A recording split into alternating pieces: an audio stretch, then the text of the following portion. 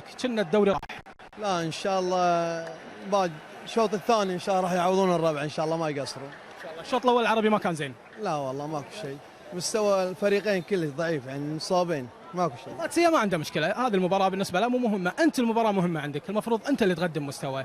ليش هالمستوى؟ احنا تعودنا نشوف عربي قادسية يعني يكونوا احسن من هالمستوى، سواء كانوا قد ساوين عندهم امل وما عندهم امل، كنا متوقعين يعني نشوف شيء احسن من هالمستوى اللي شفناه صراحه، مو مستوى عربي قادسية نهائيا يعني. اذا سالتك عن الشوط الثاني تقدر تعطيني توقع؟ ان شاء الله الشوط الثاني ان شاء الله فايزين 1-0 ان شاء الله. 1-0. تدري اول ما بلشت كانوا يقولون 3 و2 صار 1، اخاف تبون تعادل بعد شوي. لا ما نبي 1-0 ان شاء الله اكيد ان شاء الله فايز. موفقين. حبيبي والديك انت طول عمرك عمي. احد الجماهير القدساويه، مباراه اليوم ما بين العربي والقادسيه، انتهى الشوط الاول سلبي بالنسبه لكم كرات القادسيه، ما في مشكله. اكيد صحيح. انزين شو اللي احسن؟ والله ماكو، اهم شيء نسكر، اهم شيء تعادل، احنا كسبانين. كسبان شنو؟ كسباننا ما ياخذ العربي الدوري. العربي ما ياخذ الدوري، انت كسبان ليش؟ بالنسبه لي بطوله. اي نعم. تعادل مع العربي بطوله؟ لا، التعادل مع العربي ومنعه من الدوري بطوله.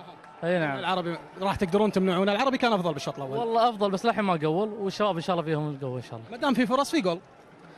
ان شاء الله جول لنا ان شاء الله. باذن الله. يعني خلاص تقضون على امالهم بالمره. باذن الله، اهم نقضي على قبل المباراه اصلا قاضين عليه وخالصين او ما عارفين، بس تديه واجب حاضرين. العرباويه تديه واجب. حاضرين تديه واجب. نعم. كانوا اخضر. ماكو مشكله، على ارضهم اكيد اخطر. ربعنا مسكرين ان شاء الله فيهم بركه ان شاء الله. الله يعطيك العافيه. حياك الله، الله يعافيك. جمهور العرباوي وتواجد اليوم عائلات ما شاء الله، العيال حاضرين هني، بس اول شيء بنبلش ويا الولد، ايش رايك في هالمباراه هذه؟ والله ان شاء الله نفوز 1-0 ان شاء الله، ويا رب ناخذ الدوري، وبعد واشكر الجماهير. قبل لا تشكر الجماهير، شكلك خايف. اي شويه. وانت خايف من القادسيه ولا ما يخرعون؟ لا. نفوز العربي اليوم؟ اي. الحين نسالك انت كوالد للشباب، حلم ال 14 سنه ممكن يروح في مباراه، ايش رايك في هالمباراه هذه؟ والله طبعا ما في شك ان المباراه صعبه، وهذا طبعا ديربي الكويت، لكن احنا واثقين بفريقنا، ودام ان الفريق هذا وراء هذا الجمهور ان شاء الله ما راح يخيبهم، وان شاء الله باذن الله الدوري راح يكون من الحليف العربي ان شاء الله، مع كل التحديات اللي صارت له، لكن احنا واثقين في فريقنا الزعيم ان شاء الله. خصمك اليوم مو سهل، نادي القادسيه فريق مو سهل بغض النظر عن المستوى اللي قاعد يقدمه القادسيه في هالموسم، لكن هذه المباريات الكلاسيكو او الديربي مثل ما يبون يسمونها لها حسابات خاصه. طبعا ما في شك فريق القادسيه نادي كبير ونادي عريق وصاحب انجازات، لكن بالمقابل ايضا النادي العربي ما هو خصم عادي يعني، وايضا النادي العربي صاحب انجازات وبطولات، فراح تكون مباراه صعبه طبعا، لكن احنا واثقين في الزعيم ان شاء الله، صقور الملعب.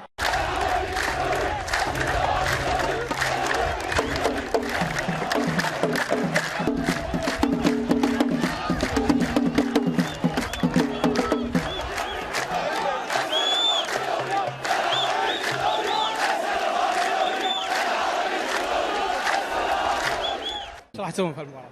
والله ماكو، جمهور العربي ناطر فريقه، اذا يبي يفوز ياخذ المباراه بذراعه، عنده هاللعبه وعنده المباراه الاخيره بس. زين، حتى القادساويه ما راح يخلونك، يعني هذه المباراه حاله خاصه، العربي والقادسيه بغض النظر واحد داخل منافسه واحد خارج المنافسه، تبقى العربي والقادسيه، ايش راح تسوون اليوم؟ في النهايه والله القادسيه والعربي كلهم اخوان. هذا الكلام الدبلوماسي احنا ما نبي الصدق، نبي شعورك الحقيقي اليوم، تفوز ولا لا؟ شعور ان شاء الله فايزين 2-1 مع الارقام. اي 2-1. يعطيك العافيه حبيبي حياك الله. مستوى القادسيه اليوم ما يخرع؟ لا ما يخرع ولا نشوفهم القادسية. واثقين يعني؟ اكيد يعني، ويا الزعيم اكيد واثقين. الله يعافيك. جمهور العرباوي ولابس بلوزه حميد القلاف اليوم. نعم. ايش بتسوون بهالمباراه؟ الله يشفيه اول شيء. عيال ان شاء الله نفوز على القادسيه 3-1 واذكرك فيها باكر. وهلا بصقور الملعب وهلا بالعرباويه. حلو. في واحد هنا يقول الله لا يقوله. هذا اخو دريع وقدساوي دمرنا، هاكم عطوا المايك. شلتني القدساوي. ابى اروح له الحين.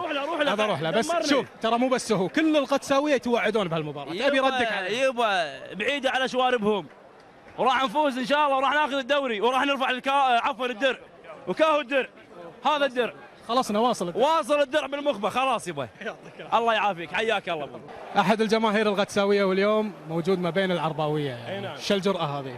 والله هي المسألة ديمقراطية، واحنا قاعدين في مكان لا مال القادسيه، لا مكان القادسيه ولا مكان العربي. لا لا لا لا، هذه مقصوره مشتركه. انا قدساوي ابا عن جد. حلو. وانا مالي شغل بمباراه الكويت واليرموك، وانا اشرح حقيقه على فريق القادسيه لما لعب قدام الكويت بالروح هذه. وانا ما كنت راضي عن مباراه القادسيه ضد الكويت. حلو. لكن اليوم انا قدساوي واشجع القادسيه عشان القادسيه مو عشان نادي ثاني. انزين انت ايش تستفيد؟ لا تروح انطر. انت ايش تستفيد اذا فزت اليوم؟ تاريخ، بس تاريخ.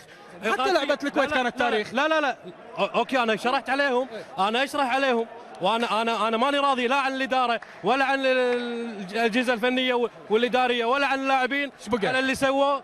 انا مالي شغل، انا مشجع قدساوي. انا اليوم ابي افوز عشان القادسيه بس، مو عشان الكويت ولا عشان ضد العربي. ابي افوز عشان نادي. قادر فريقك يفوز. القادسيه ما قاعد يقدم مستوى. ان شاء الله، والله ما قاعد يقدم مستوى، بس ان شاء الله اليوم مباراه القادسيه والعربي غير القادسيه والعربي في اسوء ظروفهم راح تكون مباراتهم غير. يعني تحرمونهم من الدرع اليوم؟ ما نبي نحرم احد من الدرع. اذا فزت عليه حرمته بعد. احرمه ما يخالف، بس انا افوز يتسجل لي فوز على العربي وليس لصالح الكويت. بس هذه رغبتي. يعطيك العافيه. حياك الله.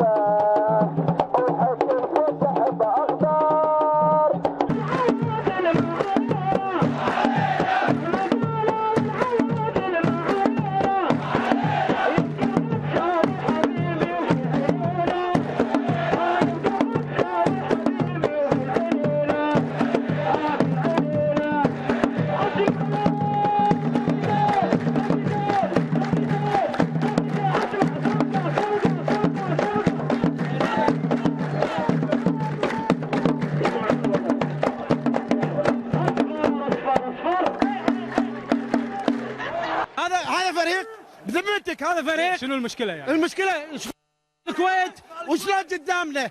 طالع الجمهور، طالع الجمهور، هذا جمهور، هذا مخلص ولا هذا مخلص؟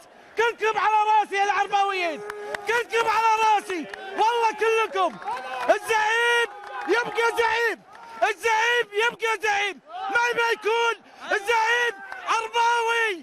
والله شوفهم بالدربي. اي نعم، فريق ما قصر، من بدايه الدوري.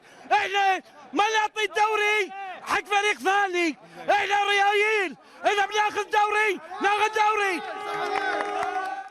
وحلم 14 سنه راح 90 دقيقه.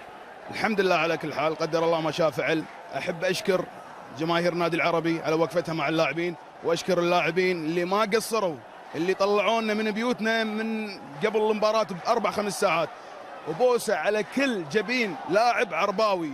قدم اليوم اللاعبين. كمل كلمتي الله يرضى عليك. مشكورين يا جمهور العربي، ومشكورين يا لاعبين العربي، ومعاكم ان شاء الله وين ما تكونون معاكم ان شاء الله. إلى هنا أعزائي المشاهدين نكون قد وصلنا إلى نهاية حلقة هذا الأسبوع من برنامج هلا جماهير. نقول هارد لك للنادي العربي تعادله مع نادي القادسية وضياع حلم 14 سنة بالنسبة للعرباوية، وقلت لك لنادي الكويت اللي تغلب على نادي اليرموك واقترب من درع دوري فيفا. أشكركم على حسن المتابعة، كما أشكر محلات باتي جول على هذه التصاميم الجميلة. أترككم برعاية الله، على أمل اللقاء فيكم إن شاء الله الأسبوع القادم في نفس هذا التوقيت. مع السلامة.